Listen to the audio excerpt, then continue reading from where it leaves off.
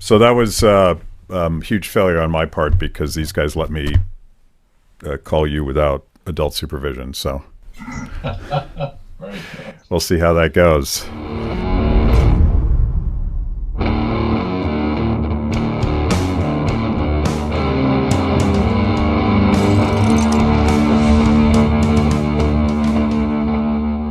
Ivor, welcome to the show. Hey, thanks a lot, Matt. Great to be here. I really appreciate you joining me, and I've been consuming your charts and graphs and data analysis, I think since April, and we have some at least some common opinions. I think you probably come at it more from a data science dork perspective, and I come at it from an economist. But I really wanted to get you on the show, and I really appreciate you joining.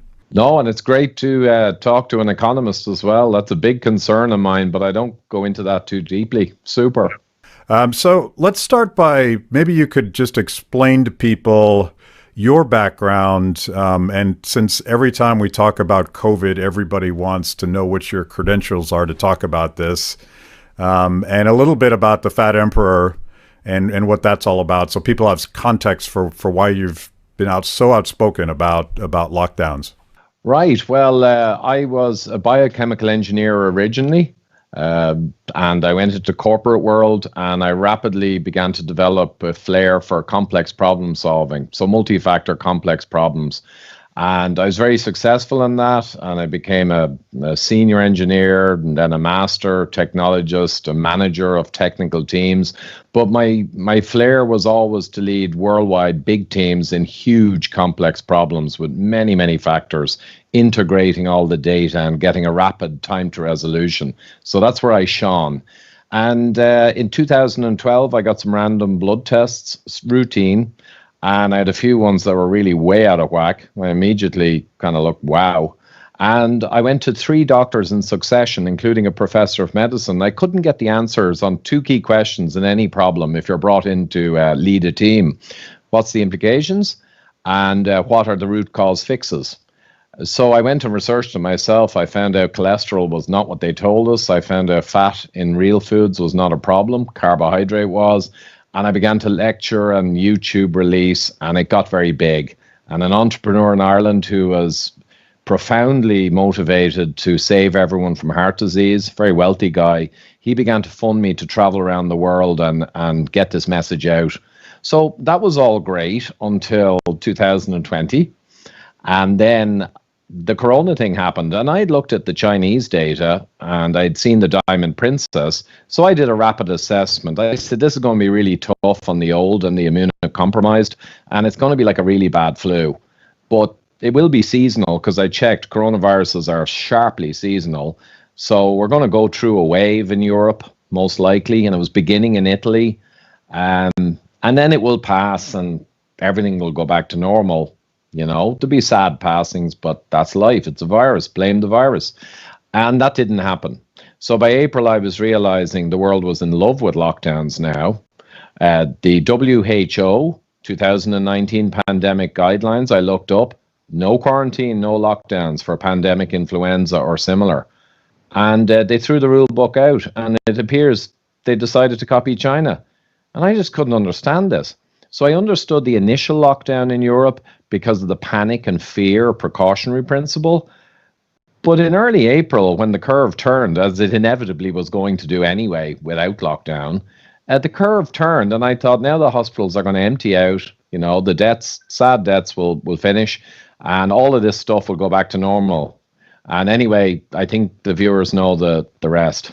Yeah, and I was equally taken by surprise by this whole new paradigm of forcing everyone to stay in their homes. And it almost feels a little bit medieval to me, that this idea that you could hide from a virus. And I didn't understand anything about epidemiology. I didn't understand all that much about virus prevention history.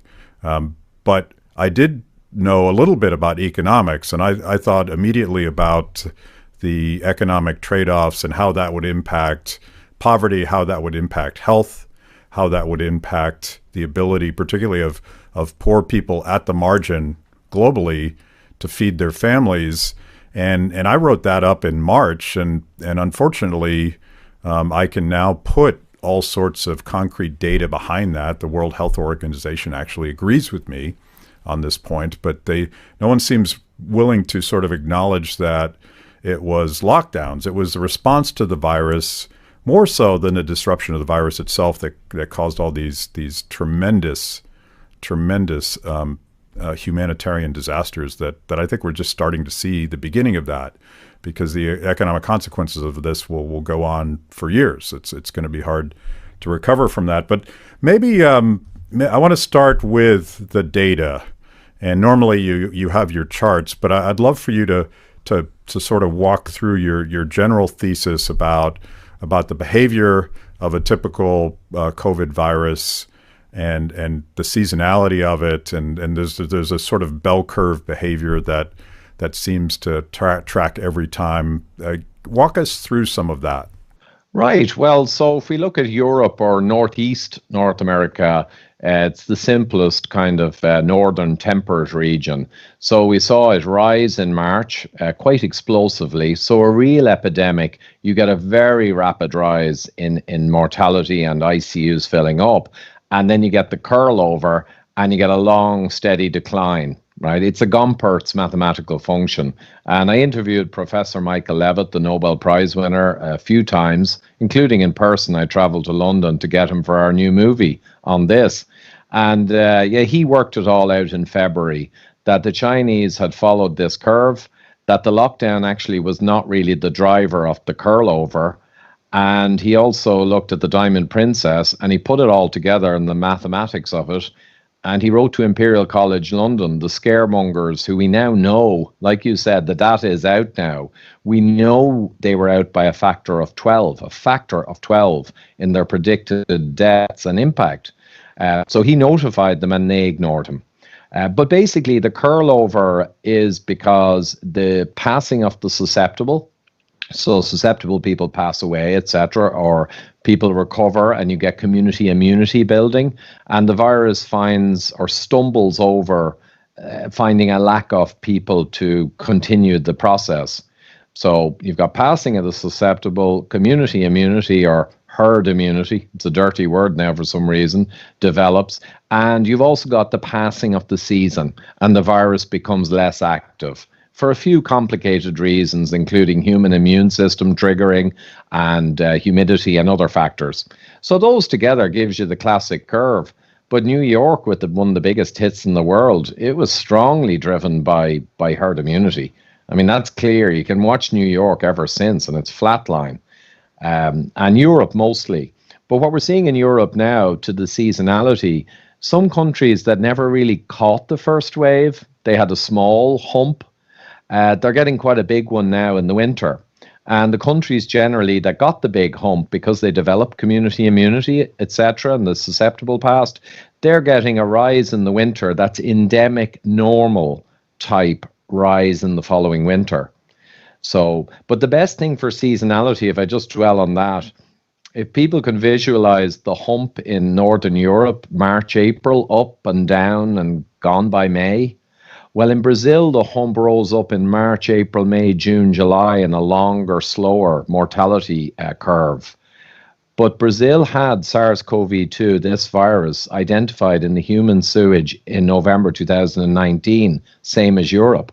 So that's a striking example that the virus triggers seasonally, right? Even though it was in community transmission, a high transmissibility virus, everyone agreed on that, or of 3, it's in Europe and it's in Brazil in November in the poo, right? Coming through the humans. Okay, it's there. But Europe goes up like New York and down again. And Brazil is a long, slow hump that they're only tailing off now. And these seasonal patterns match the prior literature and research for influenza-type viruses. They match very nicely what's been observed for decades. So you're... The data suggests that two things we can expect in, let's call it the second wave. That's what the media is calling it. The second wave could well particularly impact countries and communities that weren't hit that hard the first time. Is that true? Yeah, that would generally be true because if you're not hit that hard and you don't develop a degree of immunity, it's probably important to note that the modelers assumed 100% of people were susceptible, immuno-naive. We had no protection. That's been proven to be completely false. So, in general, 4 out of 5 people exposed to a symptomatic person indoors in the studies never exhibit any problem. So there's around an 80% de facto immunity. You may catch it, but it makes no difference, right? Yep. So that's the first thing. But indeed, countries where the susceptible do not really get exposed and the season doesn't trigger, well, guess what? They'll be 6 months older and more frail when the next winter season comes. And yes, sadly, you're going to see a pretty big hump. So we're seeing that in Czech Republic and others at the moment. But again, in terms of lockdown, and this is really a stunning thing, you're absolutely right, Matt, that the lockdown causes vastly more human suffering and death than it saves lives from COVID. That's without question now. And you can go to collateralglobal.org, have around 80 published papers on what lockdown does to people, physical, mental, social health. And then there's the economic determinants of health, another massive thing. So we know that lockdown is a disaster in cost benefit. But get this, there's a British medical journal published paper that did an analysis, and it's a little complex, but because this is an old person's disease overwhelmingly in terms of impact and death, if you lock down, their analysis shows that when you include the next season, overall, you will tend to drive more COVID deaths by doing lockdowns. Never mind all the rest.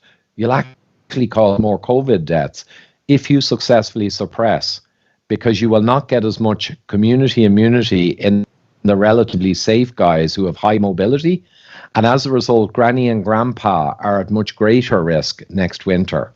So all these people saying, what about grandma? And you want to kill granny? They don't realize the enormous irony. They're the ones with blood on their hands, hugely. Yeah, and even the Imperial College model, as I recall, if you ran it out through a 2-year cycle, the early efforts that everybody endorsed to flatten the curve suggested that over the long run, more people would die. So this is not controversial even amongst lockdowners, although I don't think they typically acknowledge that suppressing the virus actually extends the devastation of the virus. Yeah, they won't acknowledge, and that is the problem. So anything that goes against the lockdowns from China are good narrative. It just doesn't get covered. So the BMJ published that paper, and there's another preprint out from a different team from Europe, even more detailed analysis, exact same outcome. Yeah. But the modeling from Imperial College, to be honest, I wouldn't even refer to it because it's literally junk science. They assumed 100% were susceptible, which was junk science. Even with a new virus, we know our T-cell immune system and mucosal has memory, and there's loads of coronaviruses in the past, and they share a lot of the proteins which your immune system recognizes, and they've validated this, so it's junk science on that front. The other reason it's junk science is they took their bases, not from the Diamond Princess, which is good data, right? They actually took their base infection fatality rate and assumption from 6 infected people out of 690 on 6 flights out of Wuhan in China in February. And it sounds like a joke. You'd say, no, that's impossible. It's in their paper. They had the gall to print it because it's the truth. So it's just an absurdity. That paper they produced that was never peer reviewed went straight to the government and shut down the UK, and then it triggered IHME in America to shut down America. The chaos it caused, the suffering, the death that's coming, and it's here now. That was basically based on junk science that was never even peer reviewed. There's no way that could have got through peer review. Yeah. It's toilet paper, I call that. You know, scientific papers. I have certain ones I call toilet papers. It's the other half of that story, and I've had economists and econometricians sort of take apart that model. the wildly naive assumptions about human behavior, and you just plug things in, which are essentially made up points, and you keep manipulating it to get the process you want. And I think the one thing that maybe we can assume, I don't know how you feel about this, but they wanted a big number because they wanted to get people's attention. And I've read about this. The whole lockdown model is perhaps a radical interpretation of the precautionary principle, suggesting that, you know what, something really bad might happen, so we need to preemptively lock everything down in hopes that it doesn't happen. Which again, to me, sounds kind of medieval, but that's sort of the logic I think that some of them argue. Yeah, and Professor Michael Levitt from Stanford, I mean, incredible guy, incredible mind. And he actually got his Nobel Prize in 2013 for complex chemical and biochemical modeling of progression of reactions. I mean, that guy, he was in China when this blew. He was in the perfect place in every way. But he has used repeatedly the term medieval, and I'd agree totally. I think science has been replaced this year suddenly with scientism, with we're listening to the science.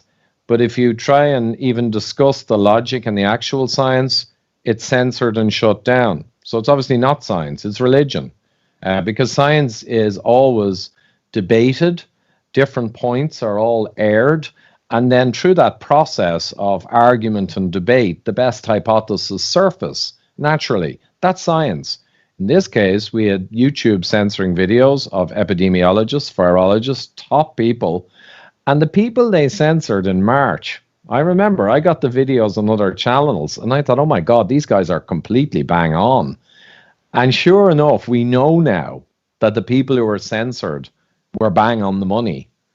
But the narrative now has to be protected because the political fallout from ever even going near acknowledging that it was a mistake, which it was, without question, the fallout is too big. It's too big to fail. I don't know what you think, Matt, but you literally can't have governments around the world admitting to their people they made a mistake on this. It's too big. Millions of people have lost their jobs, suicides, lost partners. The devastation is massive. The cancer diagnoses delayed. The people who will die from cancer, huge number. Cardiac deaths. In the UK, for the last couple of months, there is an increased mortality versus previous years. But you know what? It's all in the 40 to 60-year-olds. It ain't COVID. It's all deaths in the home. There's below standard deaths in hospital and care homes. The people who are dying in the home are not dying of COVID. Those guys get to hospital. They're dying of cardiac arrests and other problems from the lockdown, and the numbers are beginning to grow. It's, let's go there because the number one killer in the world is not COVID. It's not even close. It's cardiovascular disease. The number two killer is cancer. It's not even close. Cancer kills what is it, 10 million people a year, something like that. And again, as an economist and not a healthcare guy, I see the obvious implications of I'll speak of our government. I think the same thing has probably happened with your government, where politicians stepped in. You mentioned the word scientism earlier, the arrogance of politicians thinking that they could manage our entire hospital system by deciding that we're going to be completely prepared for this onslaught of COVID patients, forgetting that there are much bigger health challenges that people face. And there was no balance there. There was no understanding of trade-offs. And you've really focused on cardiovascular disease in your broader project. You mentioned that, but what's happening? Yeah, it's surreal, but then again, it's been surreal for me since my first interviews and research back in late March, and it stayed surreal every day. So in the last few months, it's just gone from Twilight Zone into like an alternate universe, because in the middle of the summer in Northern Europe, when clearly exactly as I and all my expert professors around the world said, in June, the death rate was down to next to nothing, even though they had opened up some of the lockdowns. I mean, you don't have to be an Einstein. You open up the lockdowns when the virus is clearly in your society and its R curve keeps going straight down to the floor. It was the lockdowns did nothing. But then a most shocking thing happened.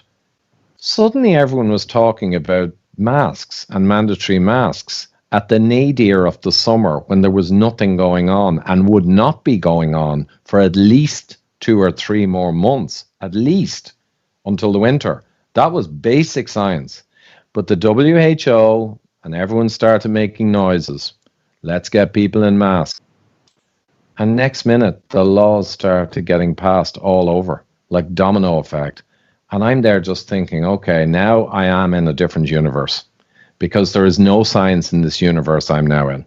Yeah. It's that bad. And they did it.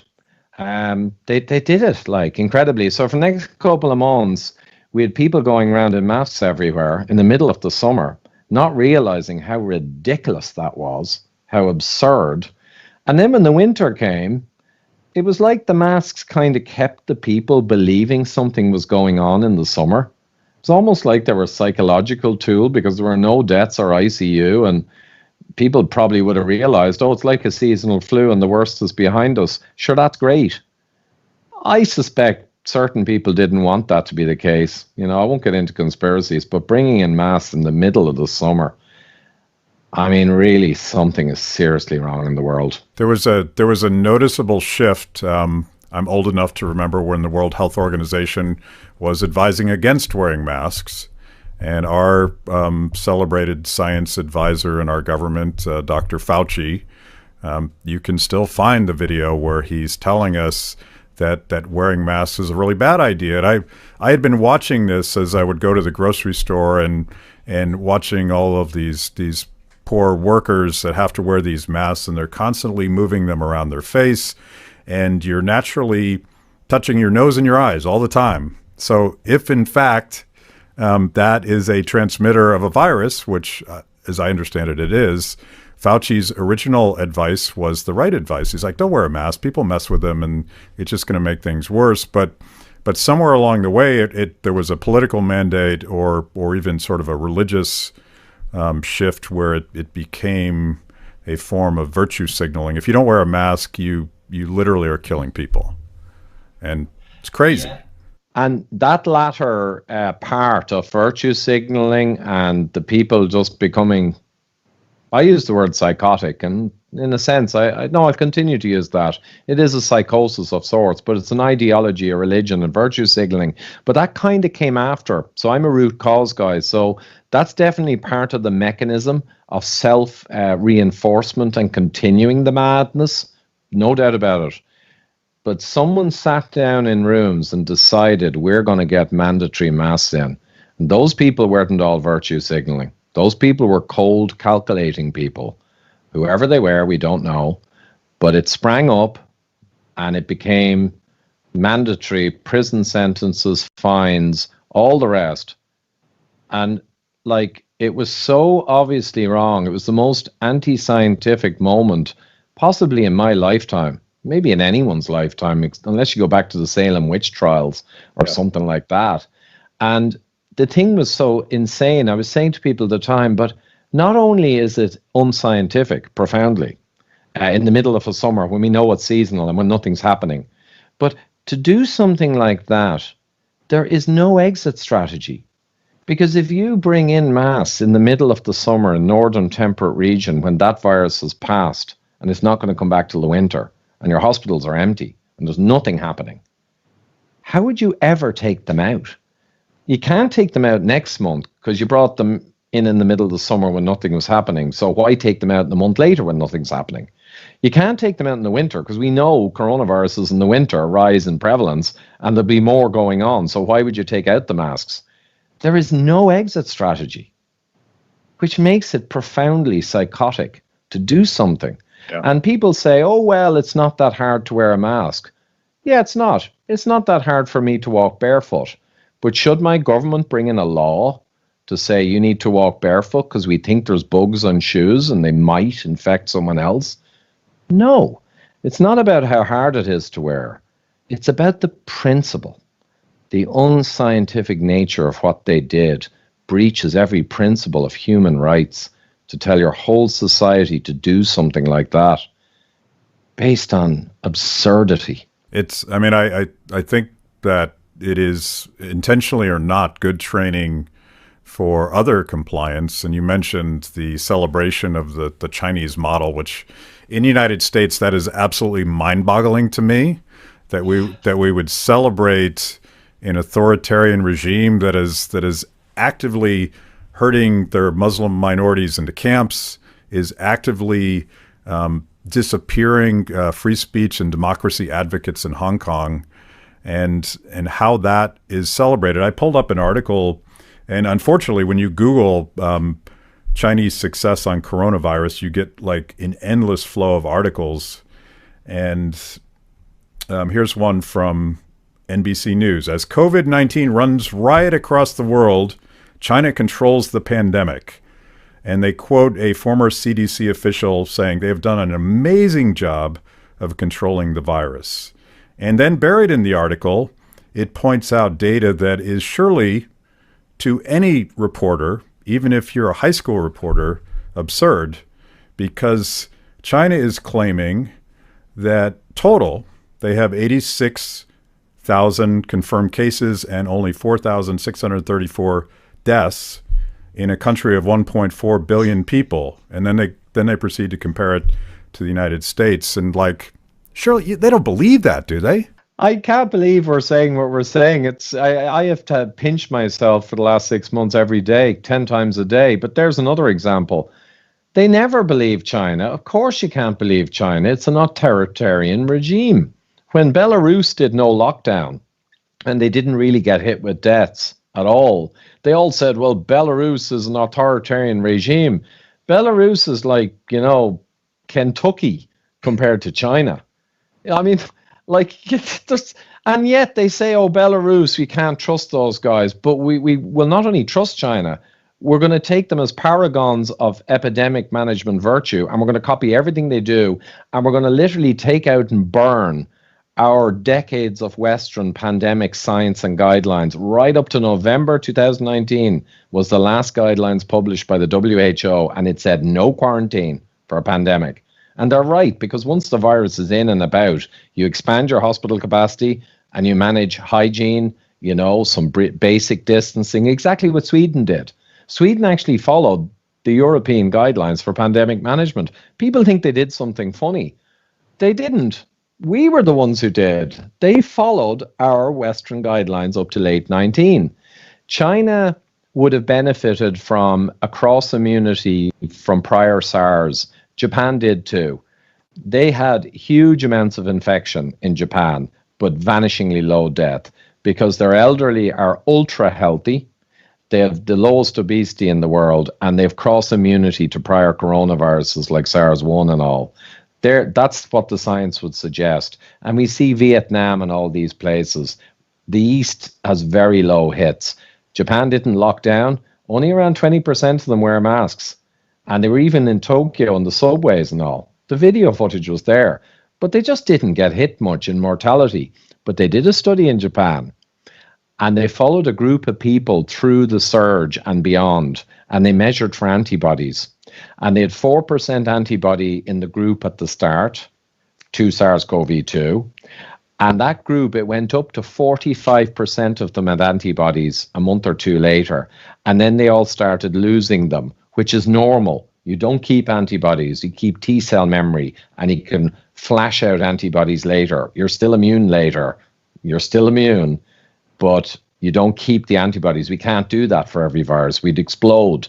But the fact is, the Japanese caught it, huge amounts, but very few people died, because what decides the percentage that die, or the deaths per million, is population metabolic health, particularly metabolic health of the aged, how severe your prior seasons were. If you had severe flu seasons like in the last year or two, you're going to get a low death count because the susceptible have passed. And if you're like Sweden, who had very soft seasons, 2019 and 20 up to March, really low death, you get a big hit. And there's a few other factors, cross immunity in your population, but they're the deciders of your deaths per million. Lockdown does not correlate. We have 12 analyses now, including one in the Lancet. No correlation between lockdown severity and mortality outcome across 50 countries. I mean, this is so obvious. Yeah. By the way, they're heroic for publishing such heresy.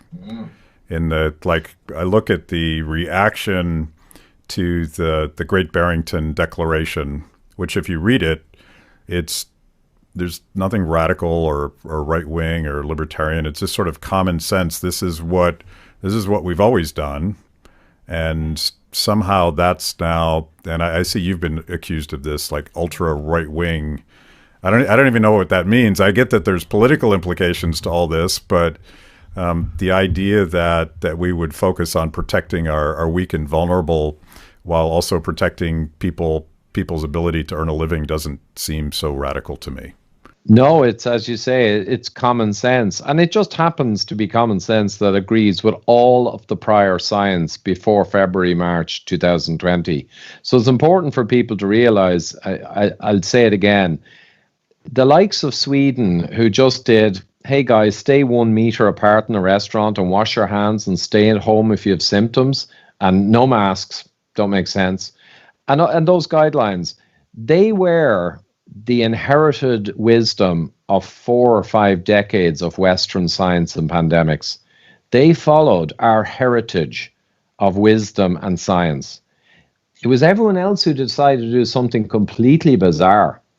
It's a very important point that we all decided to do something bizarre. And it's not surprising when you dump all of your scientific learnings up to the point of now and decide to do something the opposite. It's not exactly a shock after a few months when you actually analyze the data and find out that that wasn't a good idea. I mean, it would have been amazing if it turned out that lockdowns were really good. It would have overturned everything. You don't overturn 40, 50 years of science. China, I think, made a fool of us all. They sent out their videos of guys who are like in their 40s dropping in the street. I think in New York Times, they had an article about they had something like 50,000 Twitter accounts screaming about how great lockdowns were and urging Italy to lock down. So I think basically no conspiracy. I think China had an opportunity here. They could see the West trembling and they said, hey, let's send those guys down the plug hole. But I'd say they couldn't believe how far it went. They must be watching Europe and America. Like you said, how did America do this? The Chinese top guys must be watching and saying, it's like they lit a small little firework to annoy their enemy. And the firework just set his whole house on fire and destroyed everything. And I was saying, wow. And they're saying, well, let's do that again. That was cool. Or let's keep it going. Let's do everything we can to keep these idiots destroying themselves.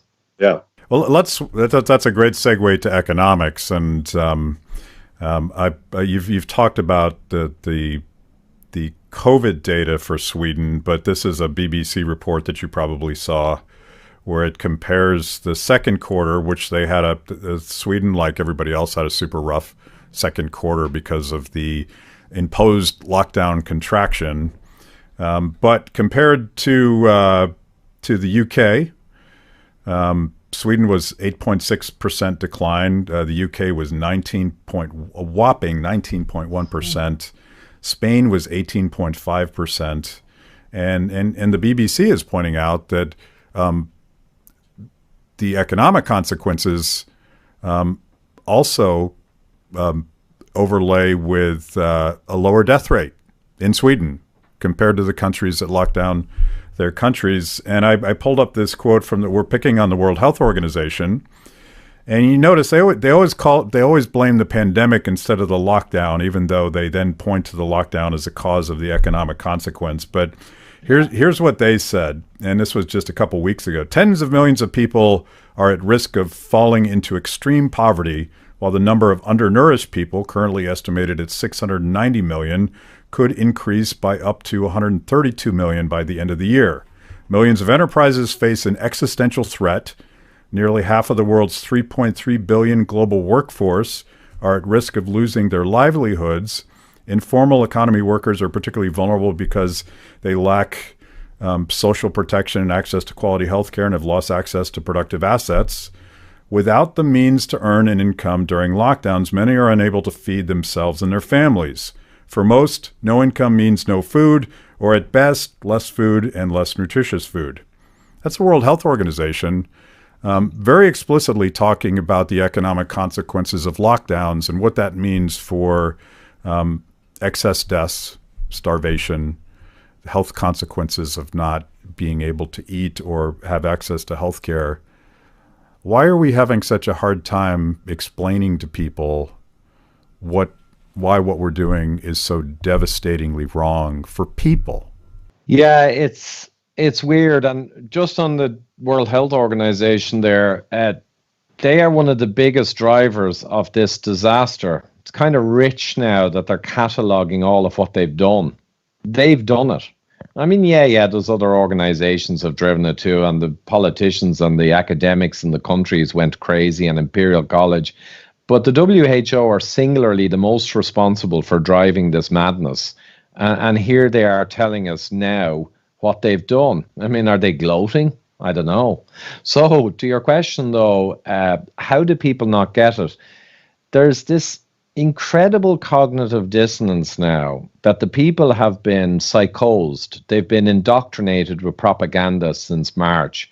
In Ireland, around the clock, there are adverts, and they went on all summer when nothing was happening, every 15 minutes, how dangerous COVID was, how dangerous it was. Months and months and months, and wearing the masks as the badge, psychological badge that we're living in a terror. All of that has gotten into people's psyches so deeply that now if you try and say, well, hold on a minute, that's wrong, and there's another way, they instinctively resist with a herd mentality. Well, there's no way it was wrong because we're living in a pandemic. And you say, yeah, but look around you. Do you know anyone who knows anyone who knows anyone who's died, really? And then they get angry. So it's cognitive dissonance now, and it's in the academics, it's in the people, it's everywhere. The real contagion is cognitive dissonance, but it was driven by propaganda and bad actors. It's not like it happened itself, because you can do an Einstein thought experiment. It's very easy. I just say this to people. No conspiracy. If I went back in a time machine to March and I magically waved a wand, and the WHO and the UN and the EU Vaccine Council, and I'll pick a bunch of worldwide organizations, I just waved a wand and they were just silent for the next 6 months, this would have been over in May. You know, the hospitals be getting busy again in the winter, but everyone would be saying, well, at least it's not like last April, you know, that was a big one. It'd be over. So if you remove those forces, you can't have this madness. The individual countries won't do it to themselves. It's ridiculous. Why would they? The individual countries in the summer in Europe would have dropped all the measures and then went, that was a tough one, very sad. There's no way to be masking all of their citizens in the middle of the summer for nothing. I mean, that takes tops down organization. I'm a corporate guy. I know stuff that doesn't make sense but has to be done for a policy reason takes a lot of coordination and tops down, right? Yeah, and I want to get into that, but I would just observe that at least the World Health Organization believes in herd mentality, if not herd immunity. So that was a bad joke, but I apologize. No, well, they certainly do, and they know how to engender it for sure. So I'm an economist with libertarian instincts, and I'm constantly watching the collusion of big businesses and governments when it comes to public policy, and we've certainly seen that all over the place in the United States with the so-called food pyramid. That was in large part driven by, and I'm sure you know something about this, large part driven by producers of sugary foods and that kind of stuff. And to me, it was like the weaponizing of corporate interests is when they get the government to collude with them on that stuff. And I've come up with a phrase that may or may not offend some people. Maybe it's too cheeky, but I'm going to say it anyway. There is a pandemic industrial complex. And you had, I think I got it from you, but you had shared an article from Der Spiegel, hardly a right-wing conspiracy publication, talking about this entire network of these government health organizations, the World Health Organization, the CDC. I can't list them all. There's so many of them. Corporate interests, particularly pharmaceutical companies, and government officials that sort of feed off of panic, because in a panic, in a crisis, in a pandemic, you start looking towards government to solve your problems. And they're describing this, and I probably not self-aware about what they were revealing, but they talk about it's called Reconstruction of a Mass Hysteria, the Swine Flu Pandemic of 2009. And I think you shared this article, but it basically talks about how this massive industry inside and outside of government, NGOs, corporations, politicians, preemptively sort of built up the panic over the swine flu, and then it turned out to be a dud. But in the process of doing all that, it generated a lot of revenue, generates a lot of money to all of these interests, and I wonder what they would do if there wasn't a pandemic threat. But do you buy that, or is that? I mean, I don't think this is a conspiracy. Your neighbor Adam Smith from Scotland once talked about the natural tendency of businessmen to collude to grow their profits. I don't think that's conspiracy theory. I think it's human nature. Yeah, absolutely. And Spiegel newspaper, 2010 was the article, absolutely mainstream, not a hint of this wing or that wing. Now, interestingly, before I tell the story briefly, Spiegel now this year is driving hysteria. So there's a massive change in the media since 10 years ago. The media 10 years ago asked questions. Largely, that's gone. So Spiegel now is as bad as The Guardian. I mean, it's just shocking. But back then, it was a real newspaper. And they did a big article, it was around 10 pages. And basically, the simple version is the definition of a pandemic is very important. Because when you have, I think, a level 6, which is a pandemic, it means that you'll trigger enormous amounts of money to flow to pharmaceutical companies for vaccines. And it'll trigger as well, generally, what happened back then, that they get indemnity. So they get a ton of money up front to pay for their R&D. They get to keep all the profits, and they get indemnity against any side effects or damages. That's like the most beautiful business in the world, right? It's not capitalism. It's insider trading almost. But anyway, so the pandemic, it was very important in the old days. The pandemic was something that went across multiple countries, many affected with a new virus or pathogen, and a huge impact to the country's economy and structure and everything. Now, it didn't mean from lockdowns, because the guidelines said no lockdowns. It just meant literally people would get so sick that industry would grind to a halt. That was a pandemic. But in 2008, 2009, corruption crept in, and there were 30 people, senior from the pharmaceutical industry, flew to Germany, met with the WHO. A lot of pressure was put on to drop the pandemic definition. To really, it became simply that you got a new pathogen that's in multiple countries and spreading a lot. It dropped out the severity of the impact, which of course to you and me is insane, because cost benefit. If you have a virus spreading everywhere and people only sneeze, it's nothing. Even if it's spread to 20% of the population and everyone's sneezing, pretty much. And if you have something like Ebola that spreads hugely, it's huge. And there's everything in between. But they dropped the bar, and they removed from their website in 2008, 2009, they removed the references to impact, which is crazy. But that's what pharma wanted. And maybe the WHO wanted it too, maybe for their own importance and for their own objectives. dropping the bar was good because you'd get pandemics now and then, and they'd get to be the guys, extend their funding and influence. Million drivers for the bad guys. But that was the main thing that happened. So Germany especially, billions were given to the pharma guys, which they were very happy with. They made a vaccine, rushed it out, and the governments pushed it all over the world, including Ireland. My 5 kids got it. My wife got it. I didn't get it, not because I'm anti-vax. I got lots of vaccines going to China and business. Didn't even ask what they were. I don't care. But I just looked at it in swine flu, and I said, this is ridiculous.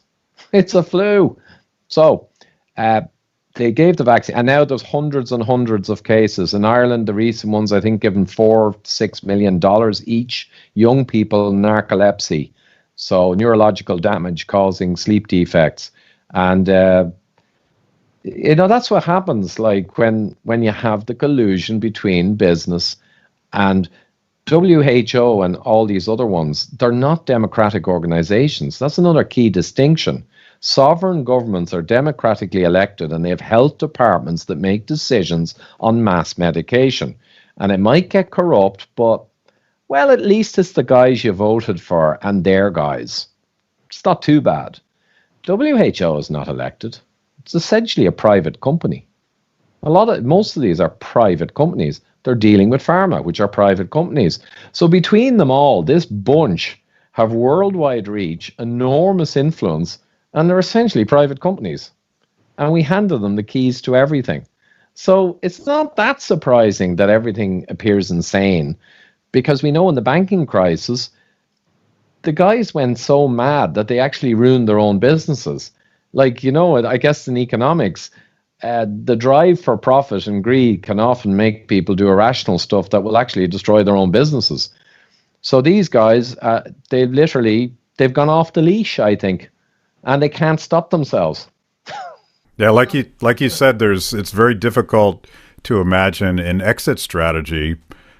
We had an instance where I believe it was the mayor of Nashville, Tennessee, the local health department had run data that, unfortunately for them, showed that gathering in bars had no increase in the spread of COVID. And this little conspiracy in this little local government was they suppressed that data because the mayor of Nashville did not want the people of Nashville to know that they've been not allowed to go to bars for all these months because of some political mandate that made no damn sense at all. So you have this whole system is locked into place, and the exit strategy. I mean, I think it was the governor of California said, "I'm not going to stop doing all of these measures until we have 0 deaths." And of course, there is no world where people don't die of dangerous viruses or all sorts of other things. So that means they have no way to out of this thing. And even if you set a reasonable level of deaths, it's still a problem because the lockdowns don't work. So he's perpetrating a falsehood, and then he's then applying a ridiculous criteria to when you stop doing something stupid.